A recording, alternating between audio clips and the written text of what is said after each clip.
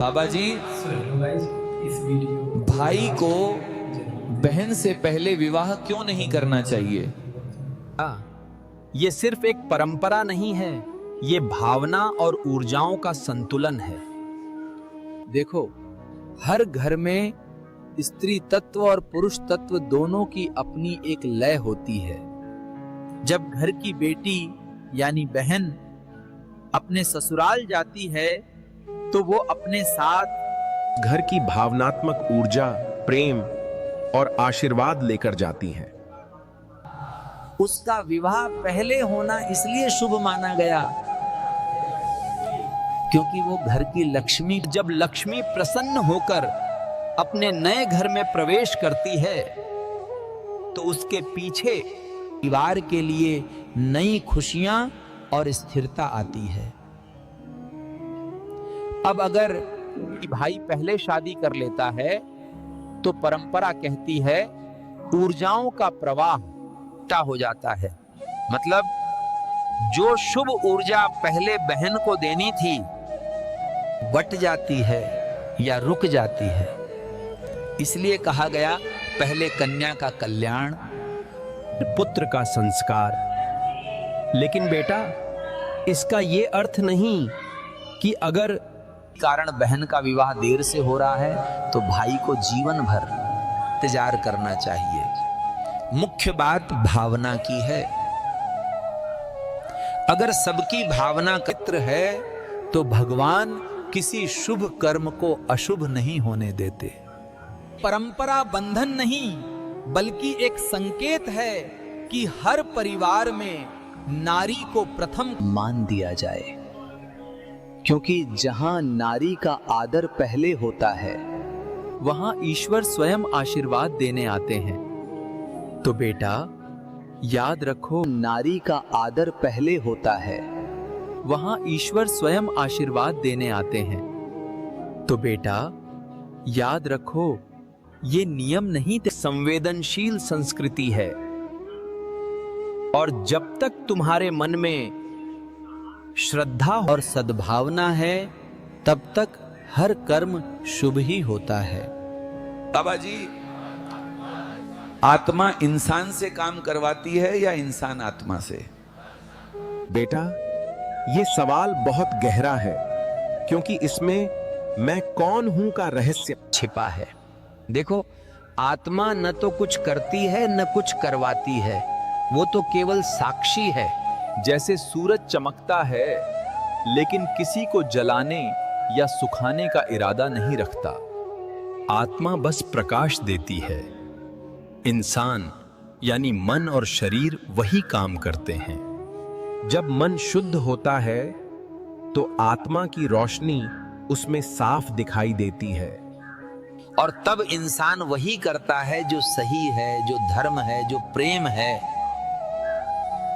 पर जब मन पर अंधकार से भर जाता है, क्रोध, अहंकार, लालच से, तब वही आत्मा की रोशनी धुंधली पड़ जाती है और इंसान अपने ही मन के आदेश मानने लगता है।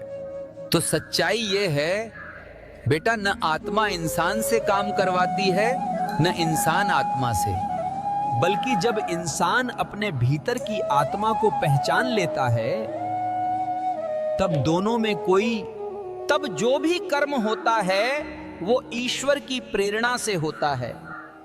याद रखो, जब तुम मैं को छोड़कर वो बन जाते हो तब आत्मा ही कर्म करती है और तुम बस माध्यम बन जाते हो। शक्ति वेदना नहीं बल्कि संवेदना पर नियंत्रण है।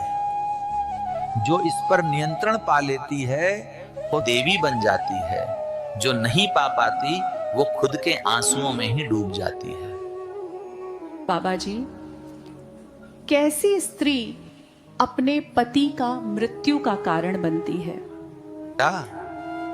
आज मैं तुमसे एक बहुत गहरी बात कहूंगा। कहा जाता ऐसी स्त्री अपने पति की मृत्यु का कारण बनती है।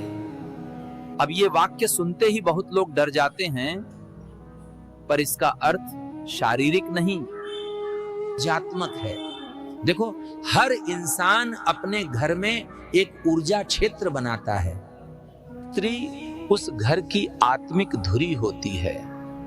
उसकी भावनाएं, चाहे प्रेम, शांति या क्रोध, सबसे पहले उसी घर के वातावरण को प्रभावित करती हैं। ऐसी आत्मा धीरे धीरे भावना की लहर में डूब जाती है। जब स्त्री निरंतर दुख, रोष, जलन या शिकायत में रहती है तो उसका मन वो लगातार नकारात्मक तरंगे उत्पन्न करता है।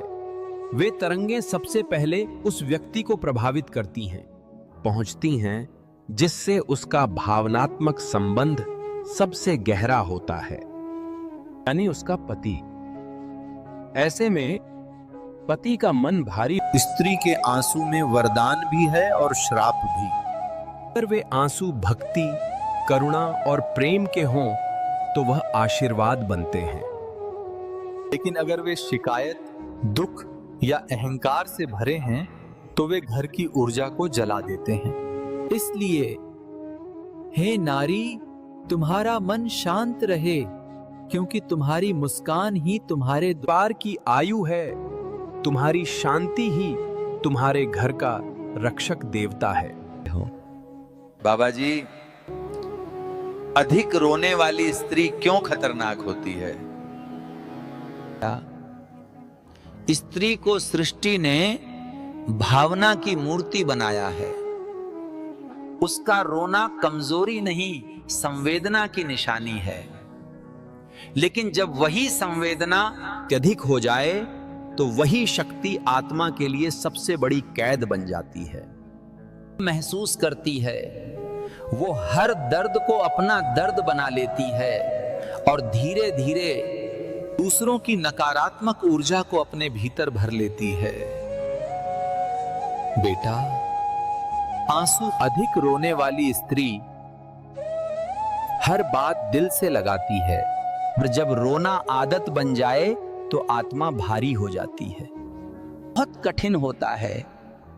और याद रखो, जो अपने मन पर नियंत्रण नहीं रखती वो दूसरों के जीवन पर अनजाने में प्रभाव डालने लगती है।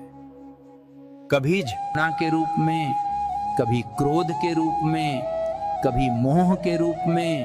संतुलन जरूरी है, क्योंकि अगर भावनाएं बह जाएं तो प्रेम भी पीड़ा बन जाता है, तो करुणा भी नियंत्रण का। भक्तों, ये संसार माया का जाल है, जहां ठग बाबा चमचमाते वस्त्रों और मीठी वाणी से तुम्हारी आस्था लूटते हैं। ये कहते हैं मेरे पास चमत्कार का खजाना है, लेकिन सच्चाई? अरे उनका खजाना तो बस तुम्हारी जेब और भोलेपन से भरा है। भक्तों, सच्चा गुरु वही है जो अंधविश्वास के अंधेरे से निकालकर ज्ञान का दीप जलाए और बताए ईश्वर तुम्हारे भीतर ही है और असली ताकत तुम्हारी मेहनत और सच्चाई में है। ये ढोंगी बाबा आस्था के नाम पर ठगी का बाजार सजाते हैं। हे भक्तों, अपनी बुद्धि का दीपक जलाओ, किसी बाबा के झूठे चमत्कार में मत फंसो। अगर कोई बाबा कहे मैं तुम्हारा भाग्य बदल दूंगा, तो उससे कहो बाबा जी पहले अपनी सच्चाई का दर्शन तो कराओ, सत्य की राह पर चलो, क्योंकि सच्चाई ही मोक्ष का द्वार है। अरे अंध भक्तों, सत्य हमेशा सत्य ही रहेगा। अगर हिम्मत है तो सुनो। इंसान का सबसे बड़ा शत्रु बाहर नहीं है, वो उसके अपने मन के अज्ञान और पाखंड में छुपा है। देना सच्ची भक्ति क्या है? दूसरे के दुख को समझना, भूखे को रोटी देना, किसी को आंसू की जगह मुस्कान देना। भक्तों, प्रभु सर्वशक्तिमान हैं, उन्हें चांदी सोने की थाली की नहीं, तुम्हारे सच्चे दिल की जरूरत है। मन की शुद्धता और करुणा ही असली धर्म है। सोचो, बात तुम भक्ति कर रहे हो या सिर्फ दिखावा? मन की शुद्धता और करुणा ही असली धर्म है। बाबा का चौथा ज्ञान, खाओ पियो मस्त रहो, पर प्रकृति का संतुलन मत बिगाड़ो, यही जीवन का मूल मंत्र है। मांस छोड़ना अहिंसा का मार्ग है, जिससे दुख कम होता है। भगवान ने गीता में साफ कहा, कर्म करो, फल की चिंता मत करो। लेकिन तुमने इसका मतलब बना लिया, जो मन में आए करो, बस पूजा कर लो और पाप धुल जाएंगे। नफरत नहीं, मंदिर मस्जिद में मत बटो, मानवता पर सब एक हो। असली धर्म इंसान को इंसान बनाता है, जाति, पंथ और दिखावा नहीं।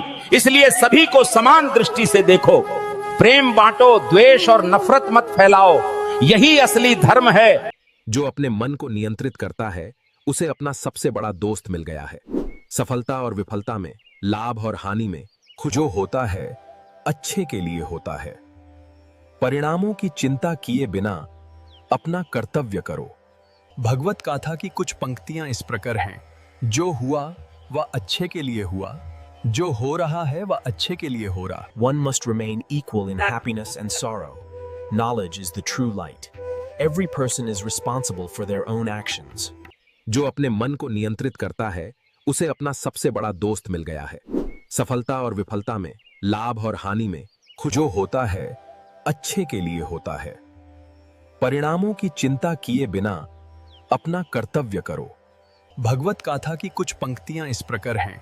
जो हुआ वह अच्छे के लिए हुआ, जो हो रहा है वह अच्छे के लिए हो रहा। One must remain equal in happiness and sorrow. Knowledge is the true light. Every person is responsible for their own actions. One must remain equal in happiness and sorrow. Knowledge is the true light. Every person is responsible for their own actions. जो अपने मन को नियंत्रित करता है उसे अपना सबसे बड़ा दोस्त मिल गया है। सफलता और विफलता में, लाभ और हानि में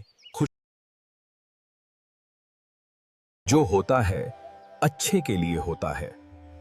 परिणामों की चिंता किए बिना अपना कर्तव्य करो। भगवत गाथा की कुछ पंक्तियां इस प्रकार हैं। जो हुआ वह अच्छे के लिए हुआ, जो हो रहा है वह अच्छे के लिए हो रहा। जब तक आपके पास धान है तब तक आप सामने वाले की नजर में अच्छे इंसान हो। जिस दिन आपका बुरा समय आया, मेरे दोस्तों, अपने दर्द के लिए कभी दूसरों को दोष मत दो। आपका वर्तमान आपके अपने कर्मों से बनता है। हर फूल खिलने से पहले कली बनता है। हर सफलता संघर्ष के बाद ही मिलती है। कठिनाइयां हमें तोड़ने नहीं आती, वे हमें मजबूत बनाने आती हैं। सफलता सिर्फ मेहनत करने वालों को ही मिलती है। कभी हार मत मानो, हमेशा कोशिश करते रहो। शिक्षा केवल नौकरी पाने का तरीका नहीं है, ये हमें सोचने, समझने और बेहतर इंसान बनने की शक्ति देती है। शिक्षा केवल नौकरी पाने का तरीका नहीं है, ये हमें सोचने, समझने और बेहतर इंसान बनने की शक्ति देती है। सफलता सिर्फ मेहनत करने वालों को ही मिलती है। कभी हार मत मानो, हमेशा कोशिश करते रहो। हर फूल खिलने से पहले कली बनता है। हर सफलता संघर्ष के बाद ही मिलती है। कठिनाइयां हमें तोड़ने नहीं आती, वे हमें मजबूत बनाने आती हैं। मेरे दोस्तों, अपने दर्द के लिए कभी दूसरों को दोष मत दो। आपका वर्तमान आपके अपने कर्मों से बनता है। जब तक आपके पास धान है तब तक आप सामने वाले की नजर में अच्छे इंसान हो। जिस दिन आपका बुरा समय आया, मेरे बच्चे, सच्ची पूजा सिर्फ फूल चढ़ाना नहीं है, ये अपने दिल को भक्ति के साथ अर्पित करना है। जब मन भटकता है तो उसे समझने की जरूरत है, साजा की नहीं। मन को कंट्रोल करने का तो हेलो गाइस, इस वीडियो को लास्ट तक जरूर देखें। बंदर बाबा के प्रवचन प्रश्न उत्तर के साथ। बाबा जी, हमें भगवत गीता पढ़नी चाहिए या भारत का संविधान? बेटा, गीता और संविधान दोनों अपने अपने स्थान पर अनमोल हैं। गीता इंसान को भीतर से सही राह दिखाती है। धर्म क्या है, कर्म कैसे करना है, मन को कैसे संभालना है। और संविधान हमें समाज में जीने की मर्यादा और नियम सिखाता है, किस तरह बराबरी, न्याय के साथ रहना है। एक हमें आत्मा का ज्ञान देता है, दूसरा हमें जीवन का अनुशासन देता है। अगर इंसान केवल गीता पढ़े और संविधान भूले तो समाज बिखर जाएगा। अगर केवल संविधान पढ़ें और गीता न समझे तो मन भटक जाएगा। याद रखो बेटा, बाहर का जीवन संविधान से संभलता है और भीतर का जीवन गीता से। दोनों मिलकर ही इंसान को पूर्ण बनाते हैं। बाबा जी, लोग धर्म के नाम पर अंधेरा क्यों फैलाते हैं? बेटा, ये असली अंधेरा नहीं है, ये तो उनका धंधा है। जब दिल में लालच और स्वार्थ बैठ जाता है तो इंसान धर्म को भी कारोबार बना लेता है। वह लोगों के डर और भावनाओं का इस्तेमाल करके अपना मतलब निकालता है। पर याद रखो, असली धर्म कभी अंधेरा नहीं करता। असली धर्म तो दीपक की तरह है जो खुद जलकर भी सबको रोशनी देता है। जो लोग धर्म को धंधा बना रहे हैं वे रोशनी नहीं धुआं फैला रहे हैं। और जो साधक सच में खोज रहा है उसे ये पहचानना सीखना होगा कि कहां दीपक है और कहां धुआं। याद रखो बेटा, धर्म आत्मा को जोड़ने का मार्ग है, धंधा सिर्फ जेब भरने का। फर्क समझ जाओ तो धोखे से बच जाओगे। बाबा जी, क्यों ऐसा लगता है कि इस संसार में कोई भी इंसान खुश नहीं है? बेटा, ये संसार ऐसा ही है। जिसे धन मिल गया वो स्वास्थ्य के लिए रोता है, जिसे स्वास्थ्य है वो संबंधों के लिए तड़पता है, जिसे संबंध मिल गए वो सम्मान के लिए परेशान है। हर इंसान को लगता है कि उसकी कमी पूरी हो जाए तो सुख मिल जाएगा, लेकिन जब वो कमी पूरी हो जाती है तो मन नई कमी ढूंढ लेता है। यही माया का खेल है। बाहर भागो तो कभी तृप्ति नहीं मिलती। सच्चा सुख तब मिलता है जब इंसान भीतर देखता है। बाहर की चीजें कभी पूरी खुशी नहीं देंगी, असली शांति तो भीतर से आती है। बाबा जी, समाज में क्यों सिर्फ पैसों वालों की इज्जत होती है और जो लोग इंसानियत से जीते हैं उन्हें अपमान मिलता है? बेटा, आज का समाज बाहरी चमक दमक से ज्यादा प्रभावित है। जिसके पास धन है उसकी आवाज ऊंची सुनाई देती है, लेकिन ये असली इज्जत नहीं होती, ये सिर्फ दिखावे की इज्जत है। जो लोग दिल में इंसानियत रखकर जीते हैं उन्हें अक्सर ये दुनिया मौका मिलने पर अपमानित करती है, क्योंकि उनका सच दूसरों के झूठ को चुभता है। पर याद रखो बेटा, असली सम्मान और शांति भीड़ से नहीं मिलती। असली इज्जत वही है जो परमात्मा और अपनी आत्मा के सामने हो। दुनिया भले ताने दे, पर अगर मन साफ है, कर्म सच्चे और इंसानियत दिल में है तो वही सबसे बड़ी जीत है। धन की इज्जत समय के साथ में मिट जाती है, इंसानियत की इज्जत समय के साथ अमर हो जाती है। बाबा जी, अगर किसी को प्रेम में दर्द मिला हो तो वो उस दर्द से कैसे बाहर निकले? बेटा, प्रेम अपने आप में कभी गलत नहीं होता। प्रेम तो पवित्र है। दर्द तब आता है जब प्रेम के साथ अपेक्षा और मोह जुड़ जाते हैं। हमें चोट सिर्फ उस इंसान के जाने से नहीं लगती, बल्कि उस सपने के टूटने से लगती है जो हमने उसके साथ देखा था। इस दर्द से बाहर निकलने का रास्ता भागना नहीं है, बल्कि उसे समझना है। अपने दिल से कहो, जो हुआ वो एक सीख थी। धीरे धीरे अपने प्रेम को भीतर मोड़ो, ध्यान और अच्छे कर्मों में लगाओ। जब इंसान अपने अंदर की रोशनी ढूंढना शुरू कर देता है तो बाहर का अंधेरा कम लगने लगता है। याद रखो बेटा, प्रेम बांटने के लिए है, पकड़कर रखने के लिए नहीं। सच्चा प्रेम तुम्हें कभी तोड़ेगा नहीं, बल्कि और मजबूत बनाएगा। आदमी मरने के बाद कहां जाता है? बेटा, मरना कोई समाप्ति नहीं, बस एक दरवाजा बदलने जैसा है। जिस तरह सुबह का धुंधल का छंटते ही सूरज पूरा निखर आता है, वैसे ही शरीर छूटते ही आत्मा अपनी असली जगह की ओर लौटती है। कुछ को शांति मिलती है, कुछ को सीख मिलती है और कुछ को फिर नए अनुभवों का रास्ता। किसी के लिए वो घर की यादों का आंगन हो सकता है, किसी के लिए परमात्मा की गोद, और किसी के लिए सिर्फ वो शून्य जहां सब जवाब अपने आप मिलते हैं। हम जो यहां करते हैं, हमारे प्रेम, हमारे कर्म और हमारी सोच वही साथ लेकर जाते हैं। इसलिए डरने की जरूरत नहीं, बस अपने कर्म साफ रखो, प्यार बांटो और दूसरे के दुख में हाथ बढ़ाओ। जब समय आएगा, आत्मा को वही रोशनी, वही सुकून मिलेगा जो उसने यहां दिया था। बाबा जी, भक्ति करते हुए भी गरीबी क्यों आती है? बेटा, भक्ति कोई सौदा नहीं है कि आज हमने पूजा की तो कल अमीरी मिल जाएगी। भक्ति का फल धन दौलत नहीं, बल्कि मन की शांति और आत्मा का सुख है। गरीबी आना यह नहीं था कि परमात्मा नाराज हैं, बल्कि ये हमारे पिछले कर्मों का हिसाब है और हमारी सहन शक्ति की परीक्षा है। कभी कभी ईश्वर हमें कमी देकर यह दिखाते हैं कि असली सहारा पैसा नहीं बल्कि विश्वास है और साहस है, और जो इस कमी में भी परमात्मा का नाम नहीं छोड़ता वही सच्चा भक्त है। याद रखो बेटा, धन से बड़ा खजाना संतोष है।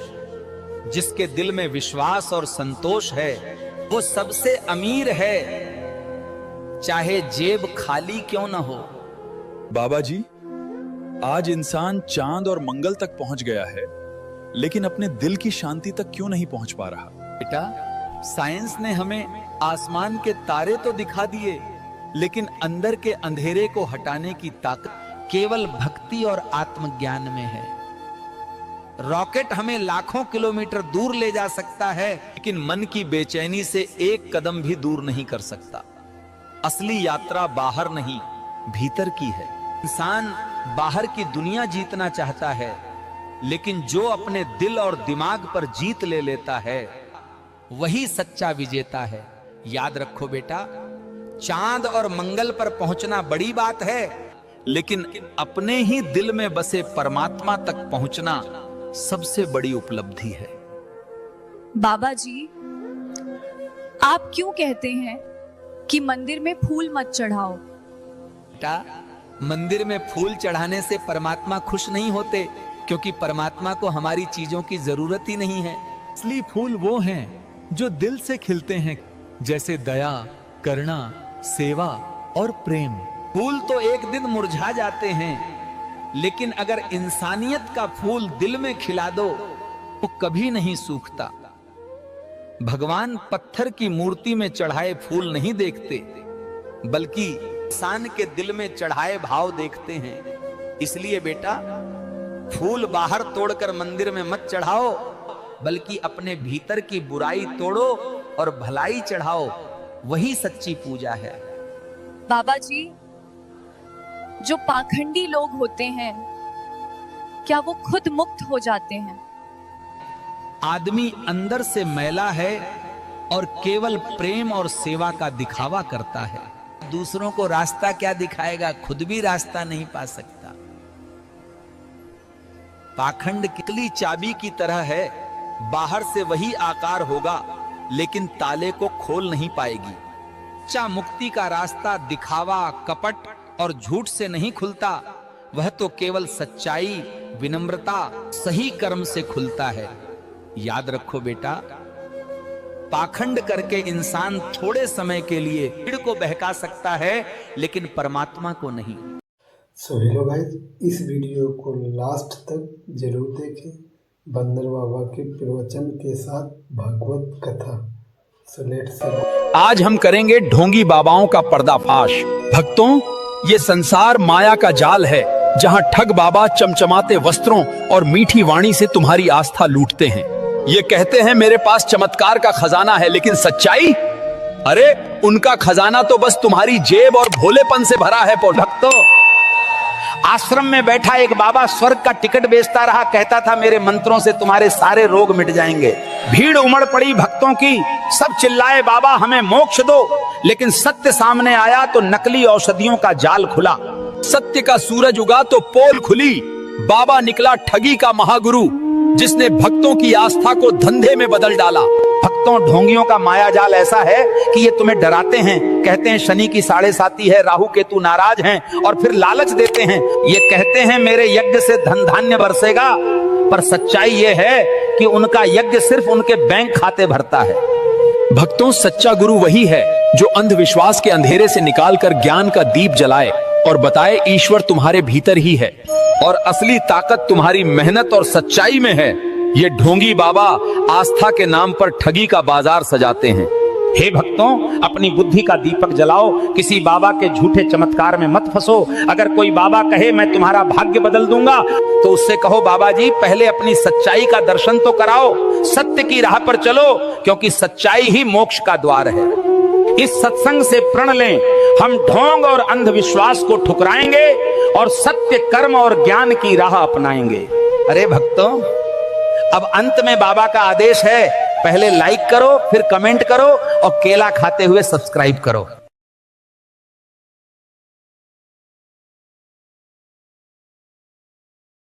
अरे अंध भक्तों, सत्य हमेशा सत्य ही रहेगा। अगर हिम्मत है तो सुनो। इंसान का सबसे बड़ा शत्रु बाहर नहीं है, वो उसके अपने मन के अज्ञान और पाखंड में छुपा है। कोई कहता है अगर बिल्ली रास्ता काट जाए तो काम बिगड़ जाएगा।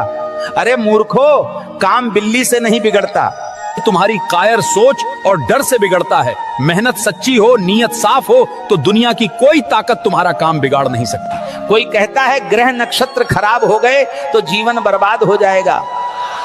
अरे मूर्खो, ग्रह नक्षत्र नहीं खराब होते, तुम्हारे कर्म खराब होते हैं। कर्म सुधरोगे तो भाग्य भी चमकेगा।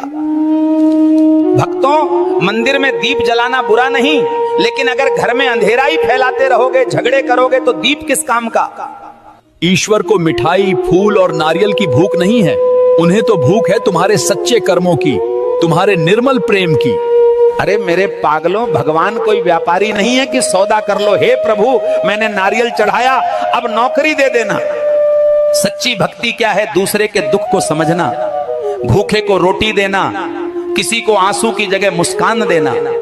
भक्तों, प्रभु सर्वशक्तिमान हैं, उन्हें चांदी सोने की थाली की नहीं, तुम्हारे सच्चे दिल की जरूरत है। मन की शुद्धता और करुणा ही असली धर्म है। सोचो, बात तुम भक्ति कर रहे हो या सिर्फ दिखावा? मन की शुद्धता और करुणा ही असली धर्म है। सोचो, बात तुम भक्ति कर रहे हो या सिर्फ दिखावा? अगर सच्चाई पर चलोगे, जीवन में शांति और सुख खुद आ जाएगा।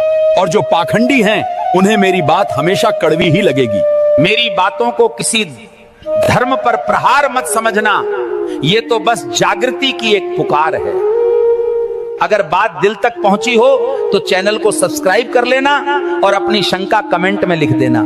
जय श्री राम। भक्तों, आज की बात तुम्हें मीठी नहीं लगेगी, लेकिन यही वो कटार है जो नींद से जगाती है। भक्तों, अहंकार सबसे बड़ा अंधा है, ये इंसान को अपने ही कर्म और सत्य को पहचानने नहीं देता। विनम्रता वह दीपक है जो अंधकारमय जीवन में भी ज्ञान और प्रकाश की अमूल्य किरणें फैलाता है। भक्तों, अहंकारी इंसान को सब कुछ मिल सकता है, लेकिन शांति और प्रेम उसे जीवन भर कभी नहीं मिल पाते।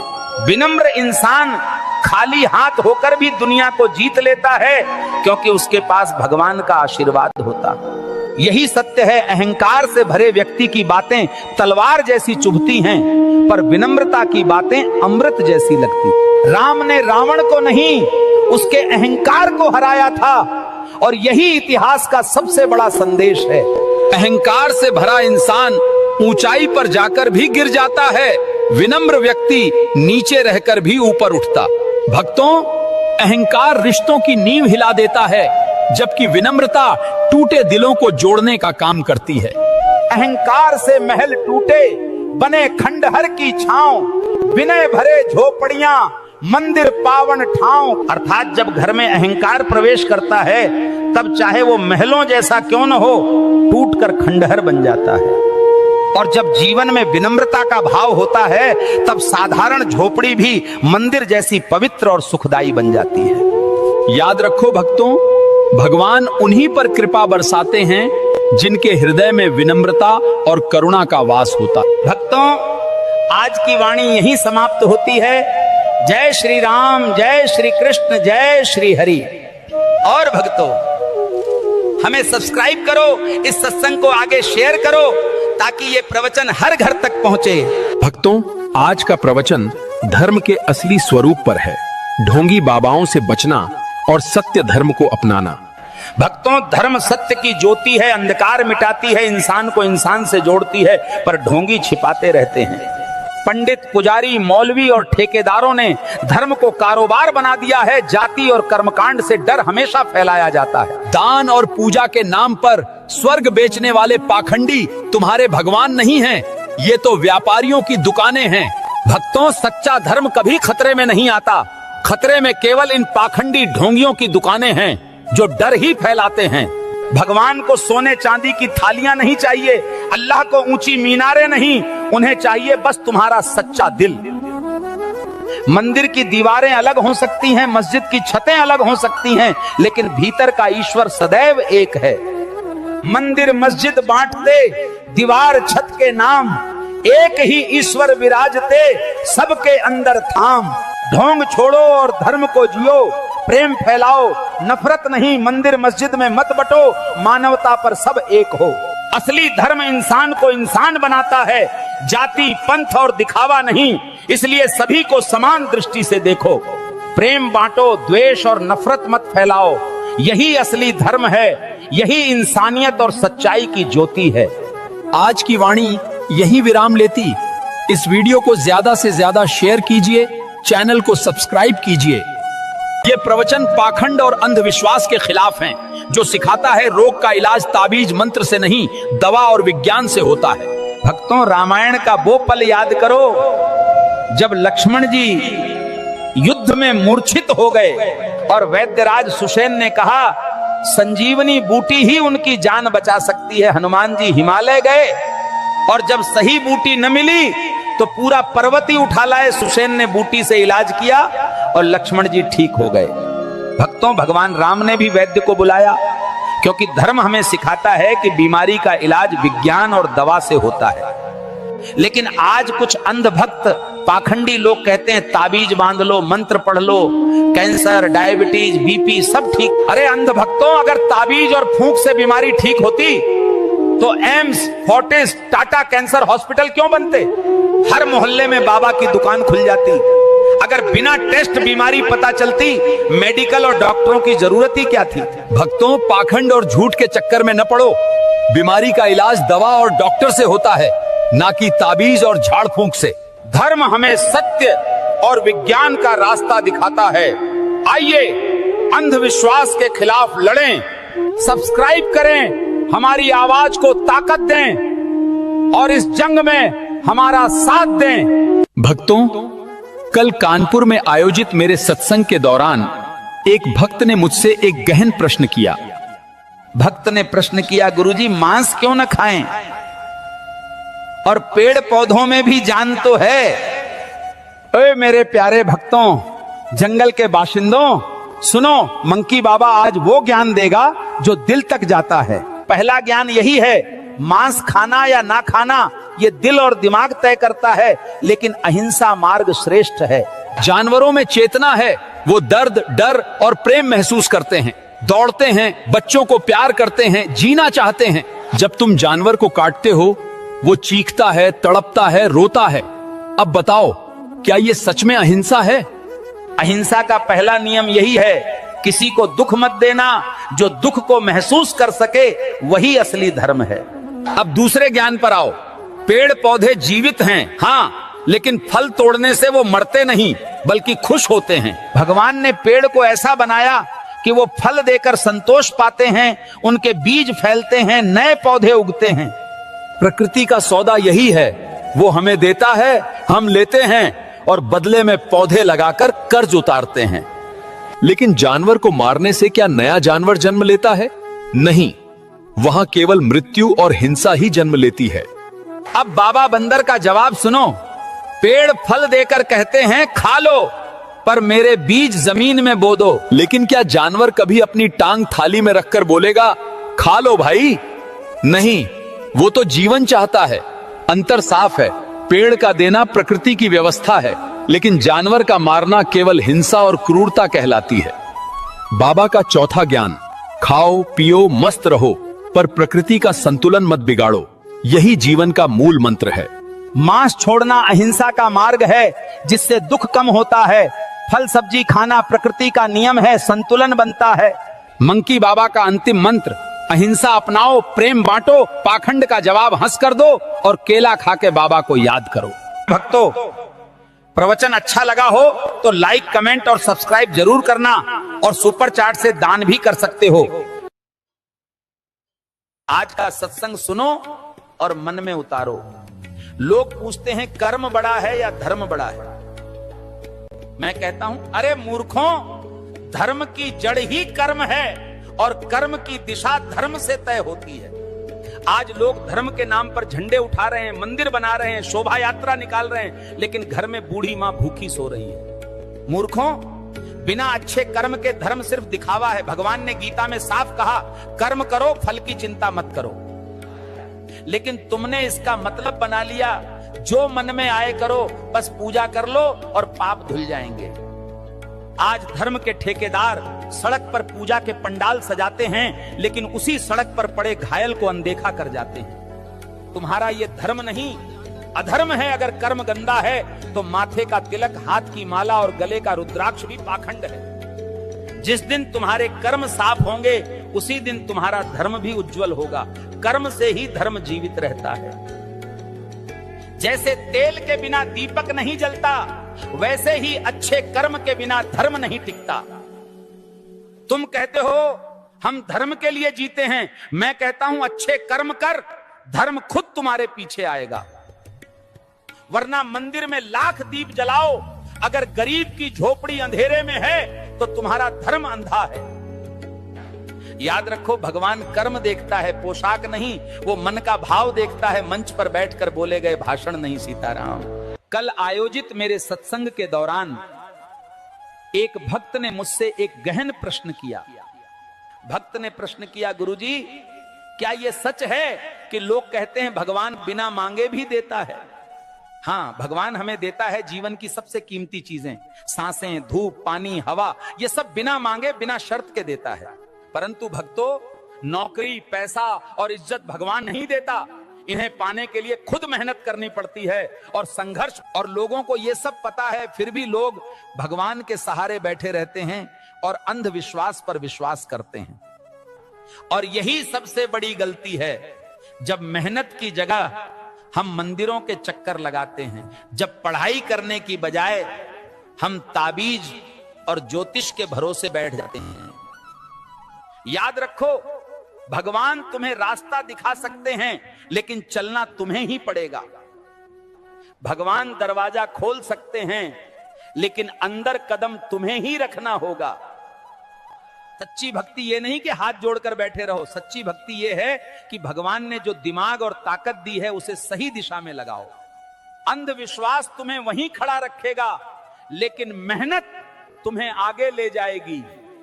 क्योंकि किस्मत सिर्फ उन्हीं का साथ देती है जो खुद के लिए खड़े होते हैं। सीताराम, सीताराम। भक्तों, ये कैसी सोच है कि साल भर गलत काम करो और एक दिन हवन कर सब पाप धो लो, रिश्वत लो, झूठ बोलो, धोखा दो, फिर पंडित बुला के मंत्र जाप और फूल चढ़ा के खुद को पवित्र मान लो। अरे मूर्खों, भगवान को कर्म चाहिए। धुआं और घी की महक से तुम्हारे झूठ और पाप कभी नहीं मिट सकते। भक्तों, तुम सोचते हो कि कर्मकांड से स्वर्ग मिलेगा, पर सच में कर्म ही तुम्हारा असली स्वर्ग और नरक बनाते हैं। कितने लोग मंदिर में दीप जलाते हैं, लेकिन दिल में नफरत का अंधेरा कभी खत्म नहीं करते। सच्ची पूजा है ईमानदारी, दया और अच्छे कर्म। बाकी सब दिखावे के ढेर हैं जो भगवान नहीं देखते। भक्तों, भगवान से सौदा मत करो, कर्म सुधारो, वरना ये पाखंड तुम्हारे धर्म और आत्मा दोनों को खोखला कर देगा। अरे मूर्खों, कर्मकांड की आड़ में पाप छुपते नहीं, वे सिर्फ समय लेकर तुम्हारे सामने और भारी होकर लौटते हैं। त्योहार और पूजा सिर्फ रिवाज नहीं, अपने अंदर की बुराई को जलाने का असली अवसर होते हैं। अगर तुम्हारा मन साफ नहीं तो लाख दीप जलाओ, भगवान की रोशनी तुम तक कभी नहीं पहुंचेगी। अरे भक्तों, कमेंट में जोर से लिखो माता पिता की जय, और हां, सब्सक्राइब वाला घंटा भी बजा देना था। भक्तों, प्याज लहसुन छोड़कर धर्म नहीं मिलता। धर्म छोड़कर प्याज लहसुन छोड़ना सिर्फ दिखावा है। भगवान ने इंसान का दिल तौलने का तरीका दिया है, थाली तौलने का नहीं। अगर थाली में सात्विकता है पर दिल में नफरत का जहर, तो तुम सिर्फ भूखे पाखंडी हो। प्याज लहसुन छोड़कर भी अगर तुम झूठ बोलते हो तो भगवान की नजर में तुम्हारा भोजन भी अशुद्ध है। अरे पखंडियों, सच्चा व्रत पेट के लिए नहीं, आत्मा के लिए रखा जाता है। भगवान भोजन की खुशबू नहीं, कर्मों की सच्ची महक और आत्मा की रोशनी पसंद करते हैं। एक भूखे को रोटी खिलाना 1000 बिना प्याज भोजनों और दिखावटी भक्ति से बड़ा पुण्य है। भक्तों, अगर दिल साफ हो तो प्याज लहसुन भी अमृत बन सकता है और पाप भी पुण्य में बदल सकता है। जो भूख और दर्द समझता है वो कभी भोजन को पाप पुण्य में नहीं तोलता, बल्कि इंसानियत से परखता है। धर्म का मतलब प्लेट का मेन्यू नहीं, जीवन का मेन्यू बदलना है और सोच को भी पवित्र करना है। याद रखो, भगवान का मंदिर तुम्हारा दिल है। अगर दिल अशुद्ध है तो रसोई की सफाई व्यर्थ है।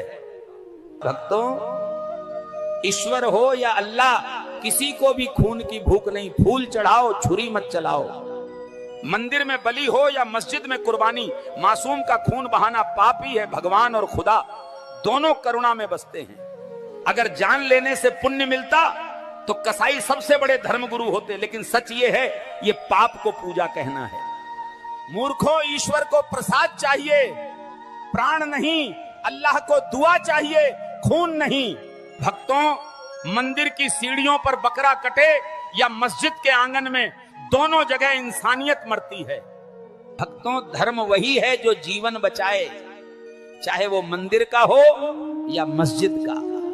अगर बलि से भगवान मिलते और कुर्बानी से जन्नत, तो शेर और कसाई कब के मोक्ष और जन्नत पा चुके होते।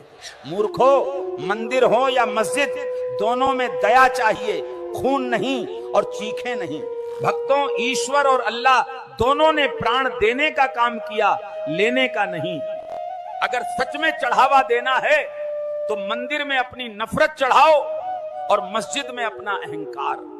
भगवान और खुदा का रास्ता खून से नहीं, बस करुणा, दुआ और प्रेम से जाता है। सीताराम सीताराम।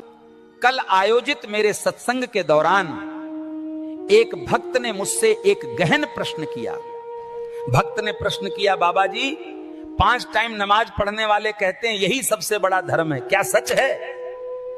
5 बार नमाज पढ़ते हो लेकिन 5 मिनट दया नहीं दिखा सकते, यही धर्म है तुम्हारा? अरे मूर्खों, अगर अल्लाह दया है तो उसके नाम पर खून क्यों बहाते हो? यह इबादत नहीं, जुल्म है। पाखंडियों, भूख मिटाने के लिए सब्जी भी मिलती है, लेकिन मजहब के नाम पर कत्ल तुम्हें आसान लगता है। सजदे में सिर झुकाकर क्या मिलेगा जब हाथ खून से लाल हो? अगर यही तुम्हारा धर्म है तो थू है ऐसे पाखंड में। धर्म अगर इंसानियत है तो जानवरों को काटकर कौन सा खुदा खुश होगा? मस्जिद की दीवारों पर नमाज की गूंज है, लेकिन गलियों में मासूमों की चीखें हैं। सच बताओ, ये इबादत है या कत्ल खाना? 5 वक्त की नमाज और रोज कत्ल खाने की लाइन, ये इबादत नहीं, पाखंड है। मूर्खों, जानवरों की जान लेकर जश्न मनाना, क्या यही तुम्हारा आध्यात्म है? खून से कभी खुदा नहीं मिलता, खून से तो बस इंसानियत मरती है। भक्तों, कमेंट में जय श्री राम लिखना मत भूलना। रामायण कहती है माता पिता की आज्ञा ही परम धर्म है, जो उनका आदर करें वही सच्चा भक्त कहलाता है। आजकल लोग माता पिता को बोझ मानने लगे हैं, यही सबसे बड़ा पाप और सबसे बड़ा अन्याय है। जिन्होंने हमें चलना और बोलना सिखाया, उनकी वृद्धावस्था में सेवा करना ही पूजा है। अरे अंध भक्तों, सत्य हमेशा सत्य ही रहेगा, अगर हिम्मत है तो सुनो। इंसान का सबसे बड़ा शत्रु बाहर नहीं है, वो उसके अपने मन के अज्ञान और पाखंड में छुपा है। कोई कहता है अगर बिल्ली रास्ता काट जाए तो काम बिगड़ जाएगा। अरे मूर्खो, काम बिल्ली से नहीं बिगड़ता, तुम्हारी कायर सोच और डर से बिगड़ता है। मेहनत सच्ची हो, नीयत साफ हो तो दुनिया की कोई ताकत तुम्हारा काम बिगाड़ नहीं सकती। कोई कहता है ग्रह नक्षत्र खराब हो गए तो जीवन बर्बाद हो जाएगा। अरे मूर्खो, ग्रह नक्षत्र नहीं खराब होते, तुम्हारे कर्म खराब होते हैं। कर्म सुधरोगे तो भाग्य भी चमकेगा। भक्तों, मंदिर में दीप जलाना बुरा नहीं, लेकिन अगर घर में अंधेरा ही फैलाते रहोगे, झगड़े करोगे तो दीप किस काम का? ईश्वर को मिठाई, फूल और नारियल की भूख नहीं है, उन्हें तो भूख है तुम्हारे सच्चे कर्मों की, तुम्हारे निर्मल प्रेम की। अरे मेरे पागलों, भगवान कोई व्यापारी नहीं है कि सौदा कर लो। हे प्रभु, मैंने नारियल चढ़ाया, अब नौकरी दे देना।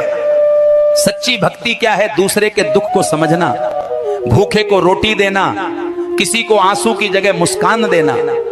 भक्तों, प्रभु सर्वशक्तिमान हैं, उन्हें चांदी सोने की थाली की नहीं, तुम्हारे सच्चे दिल की जरूरत है। मन की शुद्धता और करुणा ही असली धर्म है। सोचो, बात तुम भक्ति कर रहे हो या सिर्फ दिखावा? मन की शुद्धता और करुणा ही असली धर्म है। सोचो, बात तुम भक्ति कर रहे हो या सिर्फ दिखावा? अगर सच्चाई पर चलोगे, जीवन में शांति और सुख खुद आ जाएगा। और जो पाखंडी हैं, उन्हें मेरी बात हमेशा कड़वी ही लगेगी। मेरी बातों को किसी धर्म पर प्रहार मत समझना, ये तो बस जागृति की एक पुकार है। अगर बात दिल तक पहुंची हो तो चैनल को सब्सक्राइब कर लेना और अपनी शंका कमेंट में लिख देना। जय श्री राम। अंध भक्तों, भगवान का नाम लेकर नफरत फैलाते हो और खुद को धर्म का रक्षक बताते हो। अगर धर्म सच में होता तो इंसानियत बचती, पर तुम्हारी अंध भक्ति ने इंसानियत ही खत्म कर दी। भक्तों, आज का प्रवचन धर्म के असली स्वरूप पर है। ढोंगी बाबाओं से बचना और सत्य धर्म को अपनाना। भक्तों, धर्म सत्य की ज्योति है, अंधकार मिटाती है, इंसान को इंसान से जोड़ती है, पर ढोंगी छिपाते रहते हैं। पंडित, पुजारी, मौलवी और ठेकेदारों ने धर्म को कारोबार बना दिया है। जाति और कर्मकांड से डर हमेशा फैलाया जाता है। दान और पूजा के नाम पर स्वर्ग बेचने वाले पाखंडी तुम्हारे भगवान नहीं हैं, ये तो व्यापारियों की दुकानें हैं। भक्तों, सच्चा धर्म कभी खतरे में नहीं आता। खतरे में केवल इन पाखंडी ढोंगियों की दुकानें हैं जो डर ही फैलाते हैं। भगवान को सोने चांदी की थालियां नहीं चाहिए, अल्लाह को ऊंची मीनारें नहीं, उन्हें चाहिए बस तुम्हारा सच्चा दिल। मंदिर की दीवारें अलग हो सकती हैं, मस्जिद की छतें अलग हो सकती हैं, लेकिन भीतर का ईश्वर सदैव एक है। मंदिर मस्जिद बांटते, दीवार छत के नाम, एक ही ईश्वर विराजते, सबके अंदर थाम। ढोंग छोड़ो और धर्म को जियो, प्रेम फैलाओ, नफरत नहीं। मंदिर मस्जिद में मत बटो, मानवता पर सब एक हो। असली धर्म इंसान को इंसान बनाता है, जाति, पंथ और दिखावा नहीं। इसलिए सभी को समान दृष्टि से देखो। प्रेम बांटो, द्वेष और नफरत मत फैलाओ। यही असली धर्म है, यही इंसानियत और सच्चाई की ज्योति है। आज की वाणी यही विराम लेती। इस वीडियो को ज्यादा से ज्यादा शेयर कीजिए, चैनल को सब्सक्राइब कीजिए।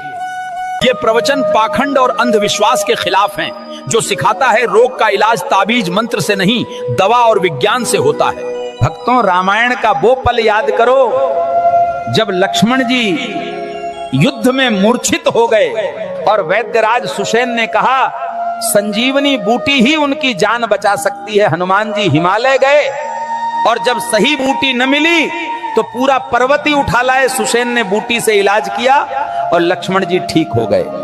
भक्तों, भगवान राम ने भी वैद्य को बुलाया, क्योंकि धर्म हमें सिखाता है कि बीमारी का इलाज विज्ञान और दवा से होता है।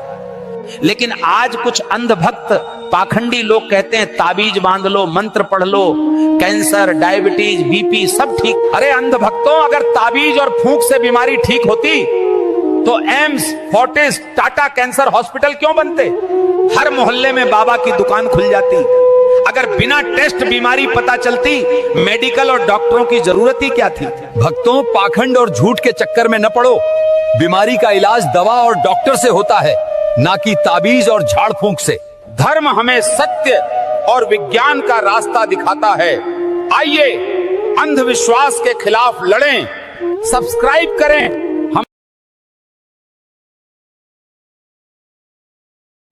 सो हेलो गाइज, इस वीडियो को लास्ट तक जरूर देखें। बंदर बाबा के प्रवचन। आज का सत्संग ज्ञान गंगा स्नान पर है। क्या गंगा स्नान करने से, नहाने से मुक्ति मिल जाएगी? आज सत्य घटना सुनाने जा रहा हूं। इस सत्य ज्ञान को सुनकर आप सोचने पर मजबूर हो जाओगे। एक बार माता पार्वती ने भोलेनाथ से प्रसन्न करा और कहा, हे परमेश्वर, ये जितने भी लोग गंगा स्नान पर जा रहे हैं, तू संत, तपस्वी, सन्यासी और आम लोग भी, क्या ये सभी मुक्ति पालेंगे? भोलेनाथ मुस्कुराते हुए माता पार्वती से कहते हैं, नहीं देवी, सभी लोग मुक्ति नहीं पाएंगे। फिर माता पार्वती ने कहा है, नाथ, जब गंगा स्नान से मुक्ति हो जाती है तो फिर ऐसा क्यों कह रहे हो? भोलेनाथ ने कहा, देवी, गंगा स्नान के साथ साथ लोगों के अंदर सत्कर्म भी होना जरूरी है।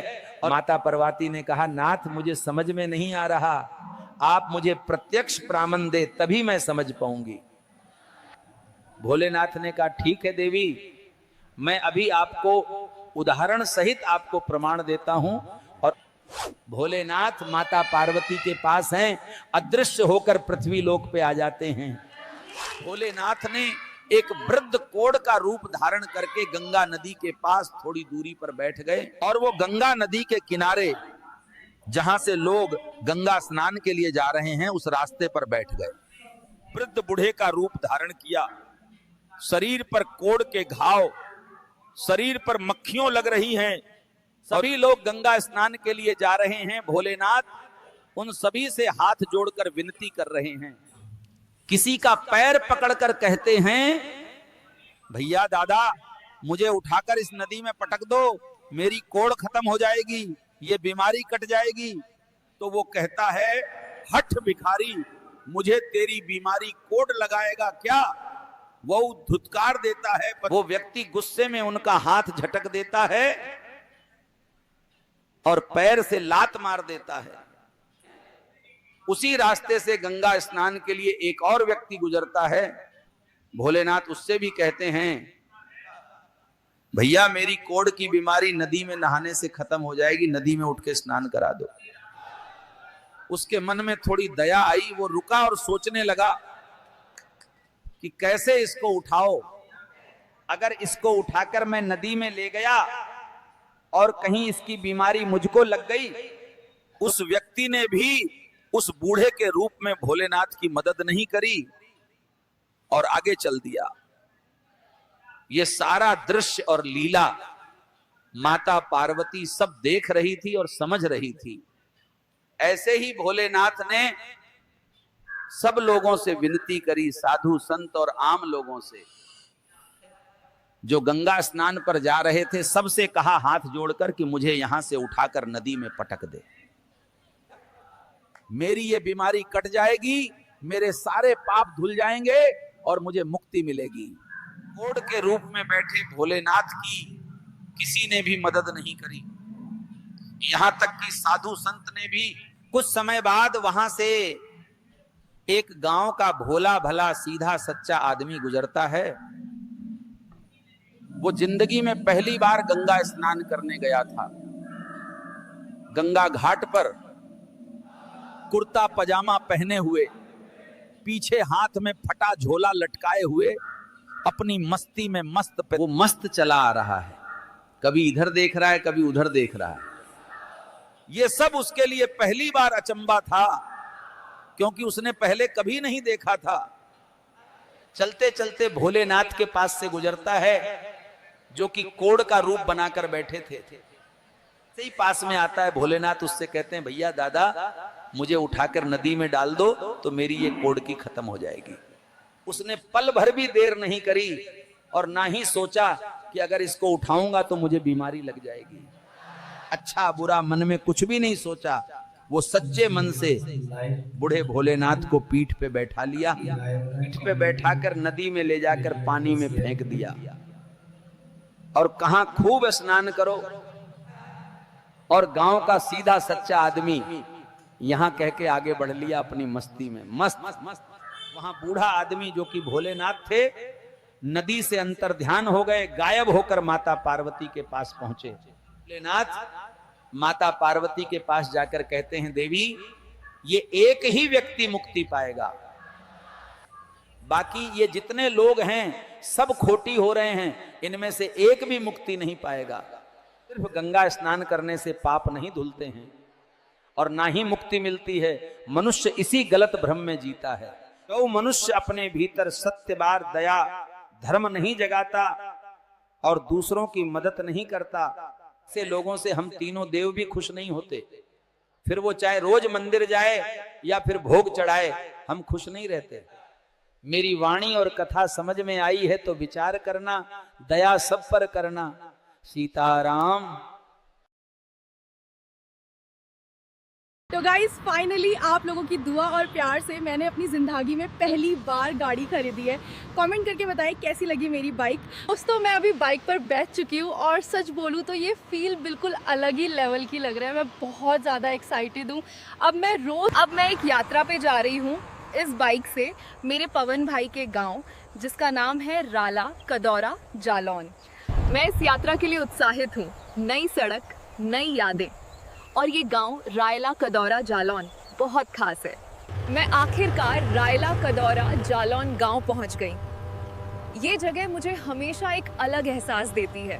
ये हरे भरे खेत मुझे हमेशा याद दिलाते हैं कि ये गांव रायला कदौरा जालौन जिंदगी से भरा है। सरकार से आपकी क्या मांग है डॉगी जी? मेरी सरकार से यही गुजारिश है, हमें 2 वक्त का खाना और रहने के लिए एक छोटा घर चाहिए। ये हरे भरे खेत मुझे हमेशा याद दिलाते हैं कि ये गांव रायला कदौरा जालौन जिंदगी से भरा है। मैं आखिरकार रायला कदौरा जालौन गांव पहुंच गई। ये जगह मुझे हमेशा एक अलग एहसास देती है। मैं इस यात्रा के लिए उत्साहित हूँ। नई सड़क, नई यादें, और ये गांव रायला कदौरा जालौन बहुत खास है।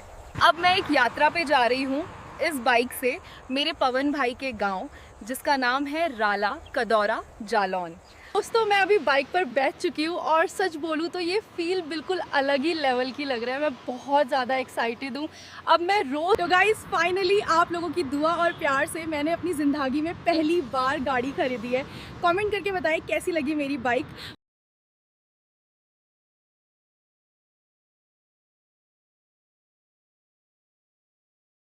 अंडे की कीमत बढ़ रही है, आपके हिसाब से असली वजह क्या है? ये सिस्टम कीमत बढ़ा रहा है, हम नहीं। यदि सरकार आपकी मांग मानती है तो आप समाज में क्या बदलाव चाहते हैं? हर गली के कुत्ते को इलाज, टीकाकरण और स्वच्छ माहौल मिले, यही सच्ची इंसानियत है। सरकार से आपकी क्या मांग है डॉगी जी? मेरी सरकार से यही गुजारिश है, हमें 2 वक्त का खाना और रहने के लिए एक छोटा घर चाहिए। सो हेलो गाइज, इस वीडियो को लास्ट तक जरूर देखें। बंदर बाबा के प्रवचन।